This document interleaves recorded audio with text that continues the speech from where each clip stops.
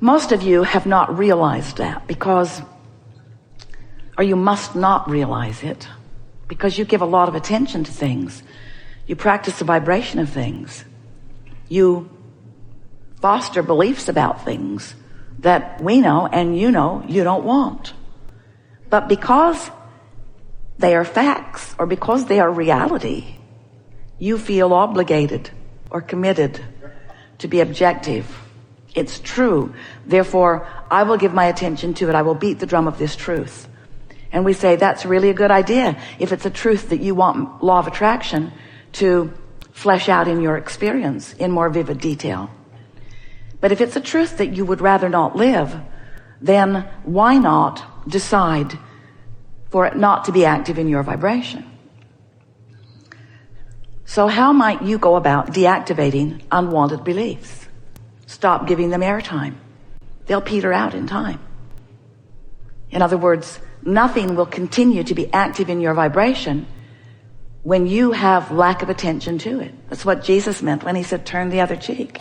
Give your attention to wanted, practice the vibration of wanted, law of attraction will respond to that. And that is primarily what you will be living, you see. Now, all of this is familiar to you, isn't it? If you've been listening to us for a while, have you? Do you know that you are the creator of your own reality? Do you know that you are a vibrational being? And that it is through your vibrational beingness that you are the creator, attractor of your own reality? Do you believe that you have control over your vibration? Conceptually. You know that it is possible. Do you believe that you are predominantly practicing control of your own vibration? We think you are predominantly, but we know you are here for fine-tuning, and we are too. So we're continually finding new ways of explaining to you how it is that you could more easily, with more flow, more chronically, more steadily, more often, and therefore more joyfully, be the creator of your own experience. Since you've been listening to us for a while, and we can feel the clarity of who you are, we're going to make this opening short. This short, in fact. And we're going to open this conversation to the things that you really want to talk about. We're going to remind you of this one really important thing. And that is, everything that you speak about while you are speaking about it is practicing a vibration of it. And sometimes in the expressing of a problem or a question or an issue, you're actually practicing the vibration of the absence of what you want, because the problem is a different vibration than the solution. The question is a different vibration than the answer. So sometimes, in fact, often, in fact, every single time, you're going to find us interrupting you, climbing all over your words, trying to distract you from where you think you want to go. Not because we don't want you to go there in posing the question, because there's a lot of bounce that we all get out of that, but because we don't want you to make a career out of the problem vibration. In other words, you can speak it short. You don't have to speak it and justify it. We all get it. In other words, the more you explain how you think you got to this problem place, the harder it is for us to bring you into the solution. And that's true not just when you're in this forum. It's true all the time. The less airtime you give to the problem, the faster the solution will come to you. Your children have trained you because you ask them to do something and they don't do it. You ask them again and they don't do it. And so you've developed patterns of believing that you have to stay after it like a dog on a bone. I will continue to wring this problem's neck until Abraham squirts out the answer. And we say, it isn't like that at all. It isn't like that at all, because we've been squirting out the answer for quite a long time. The universe is squirting out the answer. You are surrounded by squirted out answers and solutions. They are everywhere around you. But when you beat the drum of the problem, you are vibrationally blind to the solution. It's just the way it is, you see. So we are eager to visit with you about anything that is important to you. Do not worry about us. We will wedge our message in the crack. We have all kinds of new things that we want to talk with you about today. Things that you know that you've forgotten, and some things that you have never known that you will now know. This is going to be a day of movement in your vibrational beingness.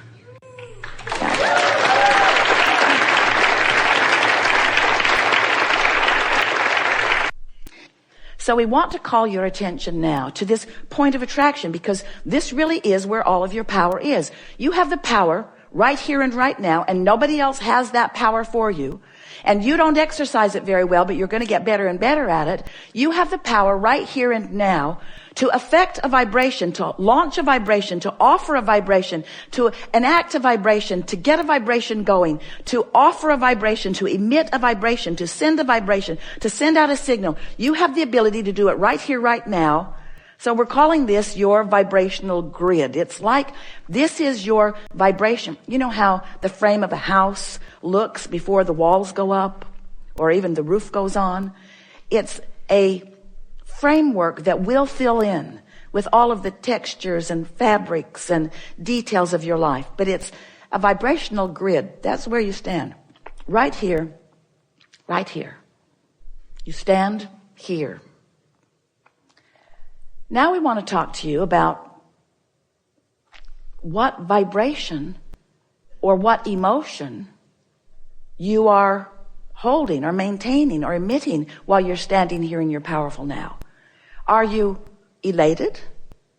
So the grid spins, and we want you to think of the grid as an emotional grid. So pure positive energy, elation, exhilaration, love, appreciation, high flying, good feeling. Ooh, high flying. Or there is depression, not so high flying. Or there is overwhelmment, not so low but not so high flying. In other words, all of the emotions that you know, they equal these sort of spinning grids, these points of attraction. And you've got different grids on different subjects. And you've sort of got a medium grid. You've sort of got the grid where you usually hang out. So we're going to drive you a little crazy because we're going to call it your grid. We're going to call it your high-flying disc. We're going to call it your spinning grid. We're using every word that we can find because we want you to begin to understand your point of attraction and what you're doing with it. And even more important, we want you to understand the vibrational grid that you're choosing and its relationship to this high-flying vortex that is you. In other words, you can't set your radio dial on 98 FM and hear what's being broadcast on 93 FM. The frequencies have to match up.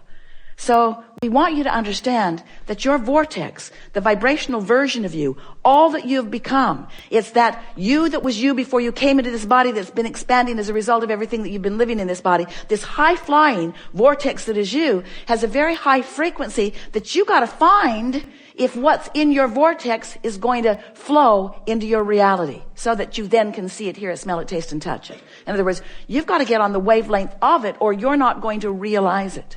You're not going to have the actualization, the realization, the manifestation, the demonstration.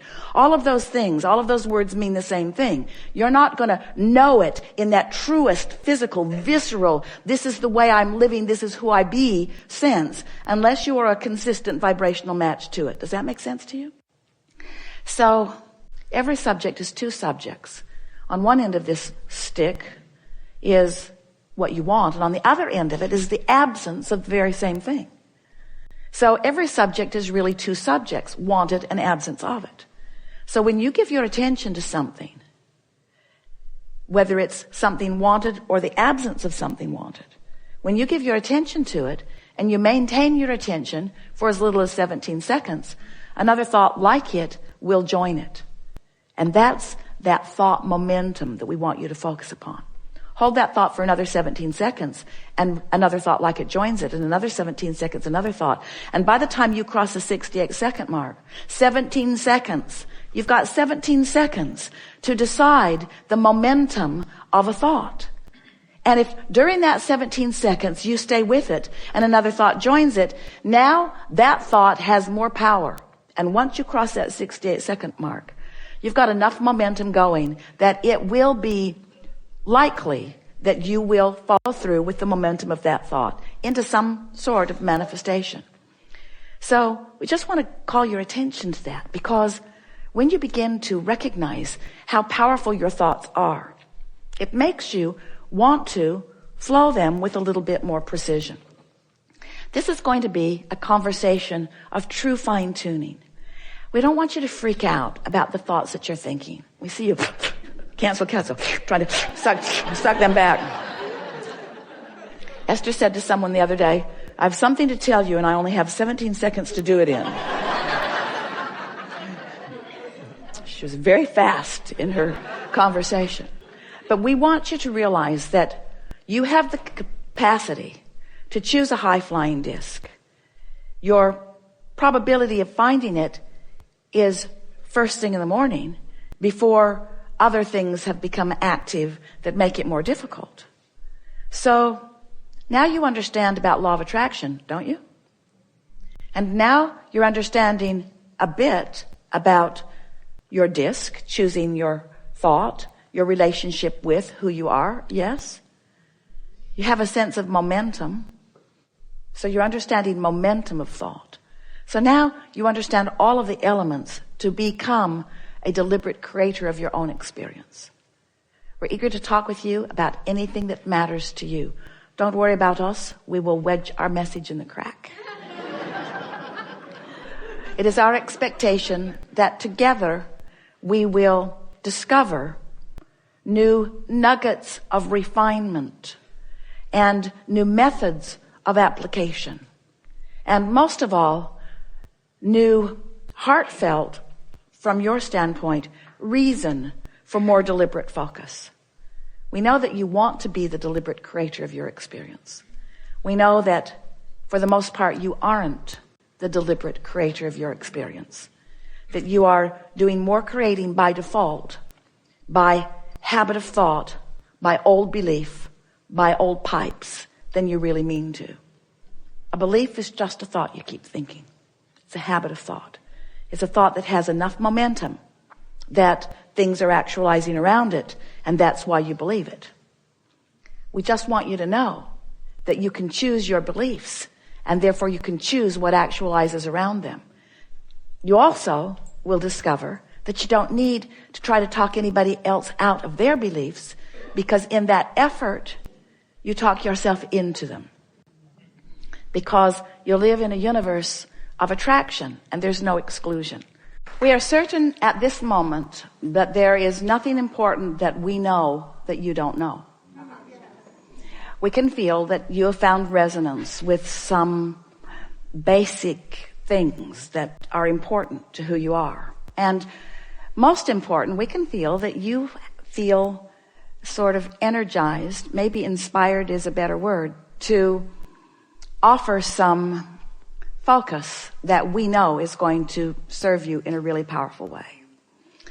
It is such pleasure for us to interact with those like you who are determined and strong in your desire, who are willing and even patient enough to walk with us slowly sometimes to find these nuggets of clarity that you just feel resonance with. We have been saying for quite a while that we make too much of all of this.